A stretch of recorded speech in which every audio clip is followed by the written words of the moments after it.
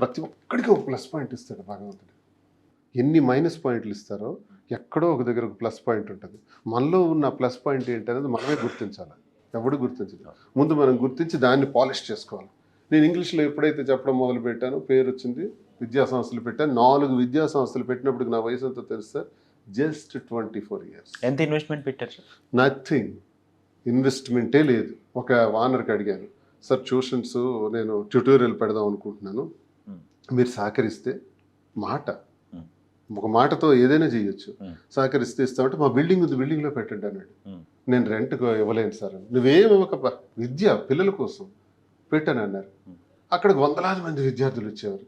నేను ఒక్కడిని ఇంగ్లీష్ చెప్పడం ఏంటి, మరో 2 ఫ్రెండ్స్ని యాడ్ చేశాను. ఫిజిక్స్, కెమిస్ట్రీ, మ్యాథ్స్ అందరం కలిసి చెప్దామని. అందరం కలిసి చెప్తుంటే 100 మంది స్టూడెంట్స్. అయితే ఏం చేద్దాం, ఒక కాలేజ్ పెడదాం, స్కూల్ పెడదాం. ఇందులో నుంచి వచ్చింది కొంత మాకు ఇన్కమ్ సోర్స్ దొరికింది కదా. 100,000 మంది స్టూడెంట్స్ దొరికితే నెలకు ఒక 6 రోజుల్లో 2 లక్షలు 3 లక్షలు మాకు వచ్చింది. దాని నుంచి ఒక జూనియర్ కాలేజ్ పెట్టాం, దాని నుంచి మరో జూనియర్ కాలేజ్. ఈ వయసు, నా వయసు ఎంత అనుకున్నారు అప్పుడు? 22 సంవత్సరాలకు పీజీ నుంచి వచ్చాను, 23వ సంవత్సరానికి పెట్టేశాను. 24కి నాకు ఆల్రెడీ కాలేజ్, 25, 26కి వచ్చినప్పుడు 3 కాలేజీలు. ఇప్పుడు యూత్ ఎలా ఆలోచిస్తున్నారు? ఎంతమంది 25, 26 సంవత్సరాల్లో కాలేజీ యజమానిగా ఎదిగారు చెప్పండి. నేను ఆ రోజుల్లో చేశాను. అందరు దుబాటి శ్రీనివాసులు ఎవరు అంత స్కిల్ ఉండదు కదా. మన ఆలోచన, నేను సామాన్య కుటుంబం నుంచి వచ్చా, నాకేం మా నాన్న ఇవ్వలా, ఇదిగో ఈ కాలేజ్ పెట్టిన డబ్బులు ఫాదర్ ఇవ్వలా, మదర్ ఇవ్వలా. మాకు నేను ఆలోచించా. పెద్దోడిని వాళ్ళు థింక్ బిగ్ అంటారు. టీచర్ అయిపోతే ఎక్కడితో ఉంటాం. టీచర్ అవ్వకూడదని కాదు, అబ్దుల్ కలాం ఆల్సో టీచర్. కానీ ఇంకేదైనా అవ్వు. టీచర్ మాకు చెప్పాడు, నువ్వు ఇంకేదైనా ఉన్నత స్థాయికి వెళ్ళని ఆ టీచరే మాకు చెప్పాడు. కాబట్టి ఎలా వెళ్ళాలి ఉన్నత స్థాయికి ఆలోచిస్తే బ్రెయిన్ దొరుకుతుంది. నాకు సోర్సెస్ దొరికినాయి, ప్రయత్నం చెయ్యి, ప్రయత్నం చేస్తే నీకే సోర్స్ దొరుకుతుంది. ఆ ప్రయత్నంలో సోర్స్ దొరికింది నాకు. ఆ తర్వాత గ్రానైట్స్లోకి వచ్చాను. గ్రానైట్స్ అంటే జీరో నాలెడ్జ్.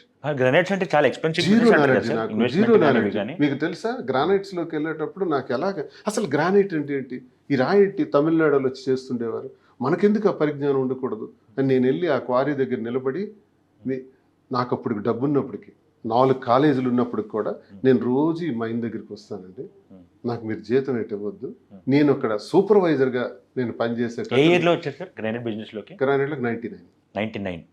ఈ అప్పటికి అంటే ఈ ఎస్టాబ్లిష్మెంట్స్ పెట్టి ఎన్ని ఇయర్స్ అయింది? స్కూల్స్ అప్పటికి 8-9 years. 8-9 years అయిపోయింది. సో సడన్ గ్రానైట్ అనే థాట్ ఎందుకు? మాకు ఎక్కువ గ్రానైట్ శ్రీకాకుళం. ఓహో, ఓకే. ఇంకేదైనా ఫీల్డ్ మార్చుదామని అనిపించిన తర్వాత అసలు గ్రానైట్ గురించి తెలియాలి కదా. అప్పుడు రోజు వెళ్ళి చూసేవాడిని. మార్నింగ్ 6కి వెళ్ళి నైట్ ఈవినింగ్ 6, 10, 7, 8 వరకు ఉండి. 2వ రోజు 3వ రోజు అలా అలా అలా అలా వెళ్తుంటే చిన్న లేబర్ దగ్గర వెళ్ళి కూర్చోవాడిని. అవన్నీ ఇంజనీర్ దగ్గర కూర్చునేవాడిని కాదు, లేబర్ దగ్గర. ఇది నువ్వు ఎలా హోల్ వేస్తున్నావు, గ్రౌండ్ రియాలిటీ ఎలా దీనిలో ఈ రాయిలో ఈ డిఫెక్ట్స్ నువ్వు ఎలా చెప్తున్నావు, నీకు ఎలా తెలుసు. అలాగే మేస్త్రి పక్కన కూర్చొని ఇది నీకు ఎలా తెలుసు. వాళ్ళు నాకు చెప్పేసేవారు సబ్జెక్ట్ అంతా. వాళ్ళు సూపర్వైజర్గా నాకు ఇవ్వండి అని వెళ్ళాను. అప్పుడు నాకు ఇంచుమించు 4 లక్షల్లో వస్తుండేది. కానీ నేను అక్కడ జీతం వద్దు, కానీ సూపర్వైజర్ పోస్ట్ ఏదో నేను చేస్తానని చెప్పి క్వారీలో సుమారు 6 months నుంచి 8 months ఉన్నాను. అప్పుడు నాకు అర్థమైంది, బుద్ధిరా బాబు, రాయి అంటే ఇది, మైన్ అంటే ఇది, ప్రొడక్షన్ అంటే ఇది, ఎక్స్ట్రాక్షన్ అంటే అని అర్థం చేసి, మెషినరీ అంటే అర్థమైంది, ఈ మెషిన్ స్ట్రెంగ్త్ ఎంత, ఈ మెషిన్ స్ట్రెంగ్త్ ఎంత, హ్యూమన్ స్ట్రెంగ్త్ ఎంత అని అన్నీ అర్థం చేసుకొని అప్పుడు నేను సెర్చ్ చేయడం, పొటెన్షియాలిటీ కూడా చూశారు బిజినెస్లో. నేను సెర్చ్ చేయడం మొదలుపెట్టాను. కానీ భగవంతుడు ఒక విచిత్రమైన కలర్ నాకు ఇచ్చారు, బ్రౌన్ కలర్. అది ఎవరి దగ్గరికి తీసుకెళ్ళినా ఇది వేస్ట్ వేస్ట్ వేస్ట్ అన్నారు. అందరూ వేస్ట్, నాకు రిజెక్ట్ చేసి పడేశారు. ఈ ఫుల్ ఇది వేస్ట్ అని. చిన్నవాడిని కదా, ఎవడో నాకు పట్టించుకోలేదు. లాస్ట్కి ఇది ఎందుకు సక్సెస్ కాదో చూస్తాను అనుకున్నాను. 2 సంవత్సరాలు నిద్రాహారాలు మాకు పనిచేశాను. ఆ కొండల్లోనే పడుకునేవాడిని లేబర్ని పెట్టుకుని. కాలేజీ ఇతరులకు ఇచ్చేసాను, మా టీచర్స్కి. ఓకే, మీరు చూసుకోండి, మీరు చూసుకోండి, ఇంక నేను ఇది చేయను, మీరు ఉండండి, నేను గ్రానైట్లోకి వెళ్తున్నాను అని చెప్పి మొత్తం ఇంకా లేబర్ని పెట్టుకొని వర్క్ చేశాను.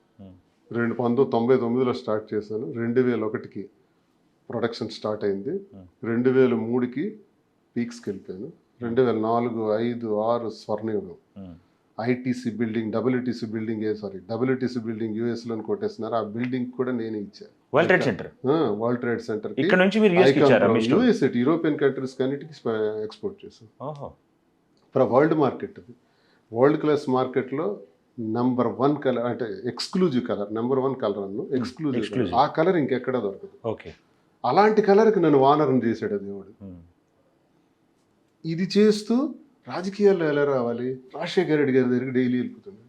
ఊరికే పులివెందులు సెటిల్ అయిపోయినారు, ఈ బిజినెస్ సెటిల్ అయిపోయారు ఫైనాన్షియల్. నేను కాలేజీలో ఉన్నప్పుడు వెళ్ళేవాడిని. అది అలా పెంచుకున్నాను. నా స్పీడ్ చూసాడు, ఇవన్నీ చూసి ఆయన నాకు ప్రోత్సహించడం మొదలుపెట్టారు. నువ్వు పోటీ చేయనన్నారు. ఇంకా సారే అవకాశం ఇచ్చాడు. ఒకవైపు రాజశేఖర రెడ్డి గారితో స్నేహం, ఒకవైపు ఐకాన్ బ్రౌన్, ప్రపంచ స్థాయి గ్రానైట్. నా వయసు అప్పుడు 32, 33, 34. ఇప్పుడు యువత ఎలా తిరుగుతున్నారు, 33కి ఫైల్స్ పట్టుకొని తిరుగుతున్నారు, ఎక్కడో ఒక దగ్గర పని చేసుకుందాం తిరుగుతున్నారు. నాకు నేనుగా స్వీయ నిర్ణయాలతో పైకి ఎదిగాను. ఈరోజు రాజకీయాల్లో కూడా ఎస్ శ్రీనివాస్ లేకపోతే శ్రీకాకుళంలో కష్టం అన్న మార్క్ తెలుసుకుంది. ఇప్పుడు నాకు శ్రీనివాస్ ఉండాలి అని ఎవరైనా అనుకోవాల్సిందే. నాకు ఓట్ బ్యాంక్ ఫిక్స్ అయిపోయింది, నాకు టీం ఫిక్స్ అయిపోయింది, నాకు వాయిస్ మాట్లాడటం అన్నీ నేర్చుకున్నాం. చూడండి, మనసు ఉంటే మార్గం ఉండకపోదు. ఆలోచించాలి, యువత ఆలోచించాలి. ఎన్ని కథలు ఇలా చెప్పుకుంటూ పోతే ఇది చాలదు, ఇది టైం. కాబట్టి నేను కొన్ని కథల్ని సక్సెస్ఫుల్ పర్సన్స్ తాలూకా లైఫ్ హిస్టరీ చదవండి. ఈ భూమి మీద ధనవంతుడిగా ఉన్న ఈరోజు ధనవంతుడిగా ఉన్న వ్యక్తి, ఆ తండ్రి ఎలా ఉండేవాడు, ఆ తాత ఎలా ఉండేవాడు, ఆ ముత్తాత ఎలా ఉండేవాడు, వాడు కటిక పేదరికాన్ని అనుభవించాడు. ఆ పేదరికం ఉన్న కుటుంబం నుంచి ఈరోజు ఈయనలాగెంత కోటీశ్వరుడు అయినాడు. చదవండి ఒకసారి, చదివితే ఎన్నో ఎగ్జాంపుల్స్ దొరుకుతాయి. సక్సెస్ఫుల్ లైఫ్స్ ఎన్ని చదివితే అవన్నీ తెలుసుకోవాలి. మీ జర్నీ కూడా నాకు తెలిసి ఒక బుక్ రూపంగా వస్తే చాలా మందికి హెల్ప్ అవుతుందని అనుకుంటున్నాను సార్. అంటే మీ థాట్ ప్రాసెస్ కానివ్వండి, లేకపోతే ఇప్పుడు తెలియని వాళ్ళు నా వ్యక్తిగతంగా చిన్న నిర్ణయం చేసుకుంటే దాన్ని పెట్టి ట్రోల్స్ చేసి కామెంట్స్ చేసి దువ్వాడ శ్రీనివాస్ అంటే ఇదే అనుకునే వాళ్ళకి మీకు నా గురించి తెలియదురా అబ్బాయి. చాలా కష్టాలు పడొచ్చాను, చాలా అనుభవాలు ఎదురు చూశాను, చాలా చేదనుభవాలు ఎదురు చూశాను. 5 సార్లు ఓడిపోయి కూడా గుండె నిబ్రంగా ఉన్నాను. మీరు 100 రూపాయలు కోల్పోతే నన్ను విమర్శించేవాడు గుండె చేస్తాడు, నిద్రపోడు. కొన్ని కోట్ల రూపాయలు చేతులతో సంపాదించి కొన్ని కోట్ల రూపాయలు తగలబెట్టేసినాయి. ఒక్క రూపాయి కూడా ఉంచుకోకుండా తగలబెట్టేసిన రోజులు ఉన్నాయి. ప్రపంచ స్థాయి వ్యాపారం చేశానంటే ఆ 10 ఇయర్స్ నా టర్న్ ఓవర్ ఎంత. ఒక దశలో డీజిల్ కూడా కొట్టుకోలేకపోవటానికి మళ్ళీ ఆర్థికంగా ఇబ్బంది పడిన పరిస్థితి. ఎందుకని సార్ వస్తాయి పాలిటిక్స్ వల్ల వచ్చి సంపాదించిన తగలబెట్టేసాం కదా. డీజిల్ కొట్టుకోవడానికి కూడా టైట్ అయిపోయినా 2016లో. మళ్ళీ లేచాను, మళ్ళీ లేచి మళ్ళీ స్థాయికి వచ్చాము. ఎప్పుడు పడతాం మనుషులు, మనం పడుతూనే ఉంటాం. ఎలా మిమ్మల్ని మోటివేట్ చేసుకుంటారు? నేను ఎప్పుడు ఏది ఖాతరు చేయను. నాకు 5 కోట్లు పోయింది అనుకోండి బిజినెస్లో, ఎవడైనా ఏం ఆలోచిస్తాడు? వెంటనే డిప్రెషన్ అయిపోయి 5 కోట్లు పోయింది, 5 కోట్లు పోయింది, 5 కోట్లు నేను ఎలా బ్రతకాలనుకుంటాడు. నేనేం ఆలోచిస్తానంటే 5 crores, ఓకే ఒక నిమిషమే ఆర్ 10 minutes 5 crores పోయింది. ఓకే నెక్స్ట్ ఏంటి, నెక్స్ట్ ఏం స్టెప్ వేయాలి, ఏ స్టెప్ వేస్తే ఇది ఈ మైనస్ నేను ప్లస్ చేసుకుంటానని ఆలోచిస్తాను. నెక్స్ట్ స్టెప్లో 10 crores సంపాదిస్తాను. 5 crores పోతే నీ బ్రతుకు అక్కడితో ఏంటా? చచ్చిపోతావా? డిప్రెషన్లోకి పోతావా? తాగేస్తావా? అన్నీ వదిలేసి ఇంకా పోతావా? Bloody 5 crores. నువ్వు ఉంటే 5 crores ఎంత? నువ్వుండి ఫస్ట్ ఆరోగ్యాన్ని పెంచుకో, మానసికంగా దృఢత్వాన్ని పెంచుకో, గుండె నిబ్బరాన్ని పెంచుకో, పాజిటివ్ యాటిట్యూడ్ పెంచుకో. చుట్టూ విమర్శిస్తారు, చుట్టూ శత్రువులే, నీకంటూ ఎవడు ఉండడు. అది కూడా భ్రమల్లోకి వెళ్ళిపోకు. నీ చుట్టూ తిరిగే వాళ్ళందరూ నీ ఆత్మీయులు అనుకోకు. వాళ్ళందరూ నువ్వు బాగుంటేనే ఉంటారు, నువ్వు బాగోకపోతే నీతో ఎవరు ఉంటారు. నేను ఒంటరి అయిపోయిన రోజులు కూడా ఉన్నాయి, ఒక్కడనే కూర్చునే రోజులు ఉన్నాయి. ఉదయం 6కు లేస్తే రాత్రి 12, 1 గంట వరకు కూడా ఇసుక పూస్తే రాలని జనాల మధ్య నుండే రోజులు కూడా ఉన్నాయి. అవును, చుట్టూ జనాలే, మా ఇంటి చుట్టూ కూడా. ఎంత డీల్ చేసినా ఖాళీ ఎవరు ఉంటూనే ఉంటారు. అలాంటి వైభవం చూశాను, ఒక్కడనే కూర్చున్నాను అలా. ఇది ఉంటాయి, రెండు ఫేస్ చేసాం. మళ్ళీ జనాలు వచ్చారు, మళ్ళీ నిండారు, ఇవన్నీ వస్తుంటాయి. సో ఇవన్నీ మనం ఫేస్ చేయాలి. మనలో ఉండాలి కొన్ని క్యారెక్టర్స్, మనలో ఉండాలి ఆ పరిజ్ఞానం. నాకు నిజమైన ధైర్యం ఎప్పుడు వచ్చిందంటే, నేను యూత్కి తెలియజేయాలనుకుంటే ఒకటే, 10th క్లాస్ విద్యార్థులు 7th క్లాస్ నుంచే స్టార్ట్ చేయొచ్చు. మన సిలబస్ వీక్గా ఉంది, సిలబస్లో 6 పుస్తకాలు పెట్టి ఈ 6 పుస్తకాలు చదివి పాస్ అయిపోతే నీ లైఫ్ అయిపోతుందని చెప్తారు మనకి. 6 పుస్తకాల్లో ఏమీ లేదు. ఆ 6 books కూడా కేవలం only to forward for further class. 10th class నుంచి ఇంటర్మీడియట్, ఆ తర్వాత డిగ్రీ, అంతే. That's all, there it's the matter. ఆ 6 books వల్ల నీకేం రాదు. బట్ యూనివర్స్ అనే ఒక పెద్ద విశ్వం ఉంది, ఈ విశ్వంలో ఈత కొట్టడం రావాలి. అది నువ్వు నేర్చాలి. అది నేర్చితే ఆ 6 బుక్స్లో అదేమంత ఉండదు. అవును. జస్ట్ టచ్ కూడా చేయరు. అవును. అది ఎక్కడ వస్తుందంటే మనకన్నా సీనియర్లతో మనం మాట్లాడాలి, మనకన్నా పెద్దవారిని మనం గౌరవించాలి అంటారు పెద్దలు. ఎందుకు గౌరవించాలంటే వాళ్ళ దగ్గర నుంచి సమాచారం మనకు వస్తుంది, అవును. కొన్ని ముఖ్యమైన విషయాలు చెప్తారు. అవును. పెద్దవాళ్ళతో మాట్లాడాలి, మన గ్రంథాలను మనం చదవాలి, ముఖ్యంగా భాగవతాన్ని చదవాలి.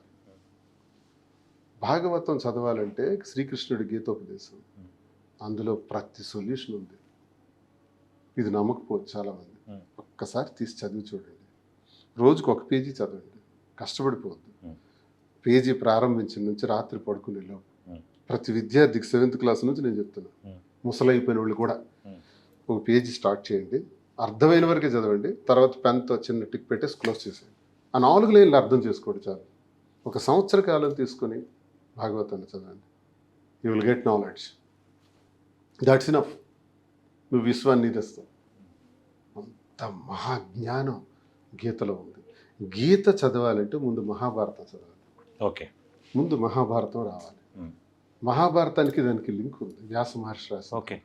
మహాభారతంలో ఓ సందర్భంలో అర్జునుడికి ఉపదేశించిన సందేశమే గీతోపదేశం, కృష్ణ పరమాత్మ. ఆ సందర్భం ఎందుకు వచ్చింది అని తెలియాలంటే మహాభారతం చదువు. ముందు మహాభారతంతో ప్రారంభించండి, లేకపోతే కన్ఫ్యూజ్ అవుతారు. అవును. మహాభారతంతో ప్రారంభించి అది పూర్తి చేయండి. పూర్తి చేసి సరళమైన భాష, సంస్కృతానికి వెళ్ళకండి, మనకు అర్థం కాదు. నేను సరళమైన భాషలో చదివాను, అచ్చ తెలుగులో చదివాను, నాకు సంస్కృతం అర్థం కాదు. ఇంగ్లీష్లో చేస్తే చదివితే కనెక్టివిటీ ఉండదు. అవును. కాబట్టి నేను తెలుగులో చదువుకున్నాను. అది చదివిన తర్వాత మా భాగవతానికి వెళ్ళాను, రామాయణం ఎలాగో చదివాను. ఈ 3 నేర్చిన తర్వాత ఒకసారి మిమ్మల్ని మీరు చూసుకోండి, మిమ్మల్ని మీరు ఒక్కసారి పరిశీలించుకోండి. You will be a very strong person, very very strong person. అన్ని మూలాలు అర్థమైపోతాయి. మహాభారతంలో సామాన్య రైతు నుంచి, కూలివాడి దగ్గర నుంచి, రారాజు వరకు, చక్రవర్తి వరకు ఎవరు ఎలా ఉండాలి, ధర్మం అంటే అర్థం ఏంటి, అధర్మం అంటే ఏంటి, ధర్మంతో ఉంటే ఎలాంటి సక్సెస్ పొందుతాం, అధర్మం అయితే ఎలా నాశనం అవుతాం, ఎన్ని వివరాలు ఉన్నాయి అందులో. ఒక స్త్రీ ఎలా ఉండాలి, విద్యార్థి ఎలా ఉండాలి, రాజు ఎలా ఉండాలి, రాజే సేవకుడిగా మారితే ఎలా ఉండాలి. ధర్మరాజు చక్రవర్తి, రారాజు, అతను సేవకుడిగా పనిచేశాడు. ద్రౌపది ధర్మరాజు పంచపాండవులకి మరి భార్యగా, ఆమె పరమ పతివ్రత, పరమ సాధ్వి, ఆమె సేవకురాలుగా పనిచేశారు.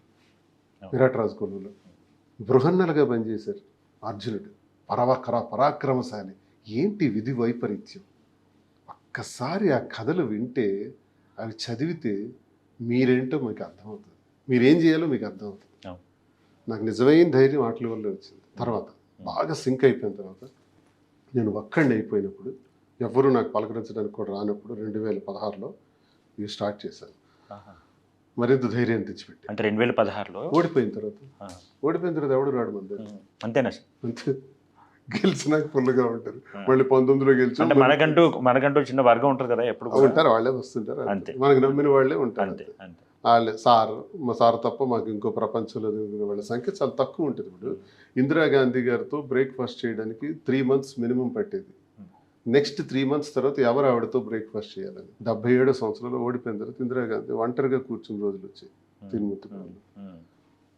ఆవిడంతటి వారికే చల్లలేదు. రామారావు గారు ఒంటరి అయిపోయిన రోజులు ఉన్నాయి. ఇవన్నీ మనం ఎంతమందిలో చూసాం ఈ జీవితాలు. సో మనం ఏంటన్నది మనం యూత్ అనుకోవాలి. యూత్ నీకు నువ్వే ఒక సైనికుడివి. ఎందులో సినిమా మహేష్ బాబు చెప్తాడు, నీ కథకి నువ్వే హీరో. నువ్వు రాసుకున్న దాన్ని బట్టి నువ్వు హీరో అవుతావు. సరిగ్గా రాసుకోకపోతే నువ్వే విలన్ అవుతావు, నువ్వే చెడిపోతావు.